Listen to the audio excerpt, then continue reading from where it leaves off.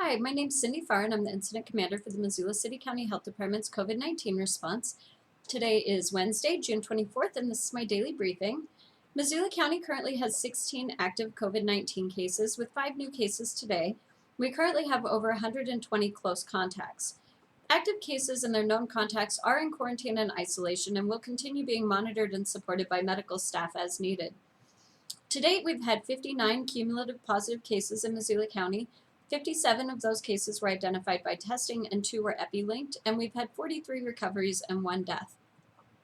The state of Montana is reporting 766 cumulative COVID cases, of which 23 new cases are reported today from 11 different Montana counties, and there have been 21 deaths related to COVID-19 in the state. I also want to let you know that our numbers are going to be a little bit different than what you see on the DPHHS website. We sometimes know about our cases before they do, and so it will end up being the same at some point. Just know that we are reconciling that with them currently. So first, I just want to let everyone know that as our case numbers and our close contacts continue to rise, we are looking to hire for a variety of different positions here at the health department. Those include RNs, LPNs, and clinical assistants to work as schedulers, testing educators, and call takers. We're also looking for 2 nurse supervisors. So if you're interested in applying, or if you know anyone who's interested in applying for any of these positions, please call 258-4261. So the summer months mean that we might be traveling again, and the 4th of July is right around the corner. Ahead of what is typically really high travel times, I'd like to just revisit and share some information for travel safety during the COVID-19 pandemic. We're at a point in the pandemic where there have been COVID-19 cases and deaths reported in all 50 states, and each state is in a different phase of reopening with really distinct requirements and recommendations at the state and county levels. Most recently, we're seeing a resurgence of cases in Montana and right here in Missoula County. This demonstrates that the situation is constantly changing and that we as individuals need to be responsible for learning about and following local, county, and state regulations for public health and safety when traveling during the COVID-19 pandemic. Before sharing some information about how to travel safely, I want to remind folks that travel inherently increases your risk of getting infected or spreading COVID-19. So your first consideration about travel at this time should really begin with taking some time to think through your proposed trip. Is it really necessary? Is it work-related or is it personal? Really, staying home is the best way to protect yourself and others from getting sick, but there are several ways that you can reduce your risk should you decide that you want to travel. The CDC has detailed information about considerations for travelers during COVID-19 pandemics. They offer some questions that you should reflect on ahead of travel, as well as some safety tips and during travel and considerations for the different types of travel, whether it is by air, bus, train, car, or RV. If you're thinking about traveling away from home, outside of your local community, outside of Missoula County, ask and answer the following questions. Is COVID-19 spreading where you're planning on going? If yes, what are the most recent epi trends in that community? Are they seeing an increase in cases, or are they seeing a decrease in cases, or are their cases remaining pretty flat? You also need to ask, is COVID-19 spreading in the community in which I currently reside? If the answer to that is yes, like it is here in Missoula County and across Montana, consider the risk that you might pose to others while traveling. Asymptomatic viral spread is always a possibility and one that you have to consider ahead of leaving town. You have to consider, will I or my travel partners be in close proximity to others during travel? Can we maintain 6 feet distance? Think about how you're traveling. There will be a different consideration for a car or RV trip with your family, or a bus, train, or plane ride with others. Remember that the less space you're able to maintain does increase the risk of COVID exposure. Are you traveling with people that might be more likely to get really ill from the novel coronavirus? For instance, are they older adults? Does anyone in your travel party have pre-existing chronic health conditions? Also, you want to think about who you live with if you're not traveling together. For instance, maybe you have roommates that will not be on the trip with you, but will be impacted by your travels or your potential exposure to COVID-19. Do any of your roommates or partners or friends, people that you really spend a lot of time with in close proximity to one another, or family, have significant underlying medical conditions? Would your travel potentially affect them once you return home? What are the local travel requirements for where you're going? Can you abide by those requirements with your current travel plan? You just want to check in with yourself too. Only travel if you're feeling well. Don't travel if you've been sick or you're experiencing any COVID-like symptoms. If you've read through these questions and you do decide to travel, think about protecting yourself and your travel partners and the people that you might come in contact with along the way. Clean your hands often. Wash your hands with soap and water for at least 20 seconds, especially if you've been in a public place or you've touched surfaces that are frequently touched by others, like railings, door handles, or armrests. If soap and water are not available, bring and use hand sanitizer that contains at least 60% alcohol.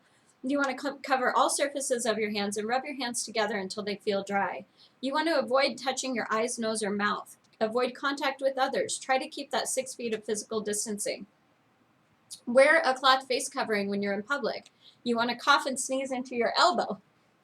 Pick up food at drive-thrus, curbside restaurant service, or curbside stores. So travel inherently increases your chances of getting and spreading COVID-19. We don't know if one type of travel is going to be safer than others. However, airports, bus stations, train stations, and rest stops are all places that travelers can be exposed to the virus in the air and on surfaces. These are also places where it could be hard to maintain that 6 feet of safer space. Different travel methods have different considerations. I don't have a comprehensive list for you, but I do have some suggestions and things that you might want to think through ahead of making the decision to travel and when you're thinking about by which method you want to travel. So air travel requires time in security lines and airport terminals. You'll be in close contact with other people and you'll be in contact with frequently touched surfaces. While most viruses and germs don't spread as easily on flights because of how the air circulates, you could still be sitting really close to others with less than 6 feet of safe space between you, which might increase your risk for acquiring or transmitting COVID-19. Same with travel by bus or train. That will require you to be in close contact with people for extended periods of time, and frequently touched surfaces also apply there. When you're thinking about car travel, you want to consider any stop that you might make along the way that might put you or your travel companions in close contact with other people and surfaces. You may have to stop less often for food or bathroom breaks if you are in an RV, but RV travel typically means staying at RV parks overnight and getting gas and supplies at other public places. These stops could also put you and those with you in the RV in close contact with others. I'm not saying that you should stay home, but I am saying that staying home has the least risk for exposure and transmission. So if and when you travel, anticipate your needs in advance. Find ways that you can reduce harm while still enjoying the travel experience, which I know is so critical to nurturing your relationships with your family and your friends during what's been and will continue to be a bit of a stressful time for everyone. Getting out of town can really help with physical and mental and emotional health, which is so important, especially during these difficult times. So if you do decide to travel, try to do so safely. You want to bring your local safe practices with you. If you or someone that you travel with takes routine medications, make sure that you have enough supplies to carry you through the duration of the trip and possibly have extra in case you're unexpectedly delayed.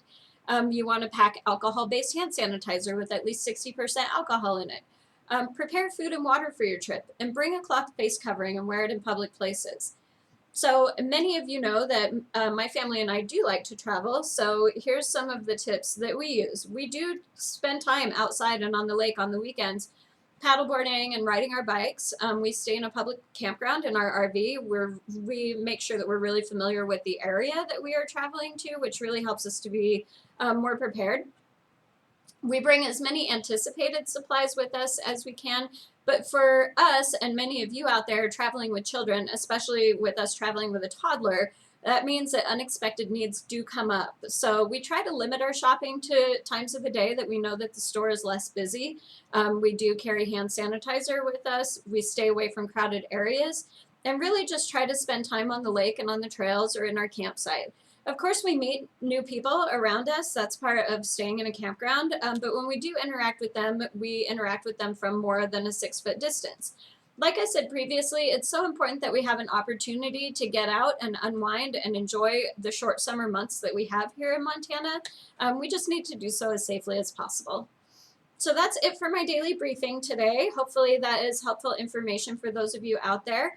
As always, you can subscribe to me on YouTube under my name, Cindy Farr. That's CindyFarr. Click that little notification bell so that you get notified when additional videos are uploaded. You can follow us on Facebook. We do have more information about the positions that we are hiring for there. We also post a lot of really great information there.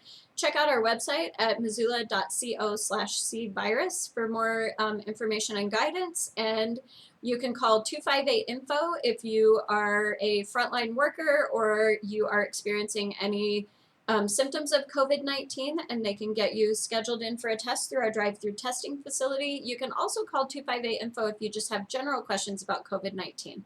So until tomorrow, everybody, stay healthy.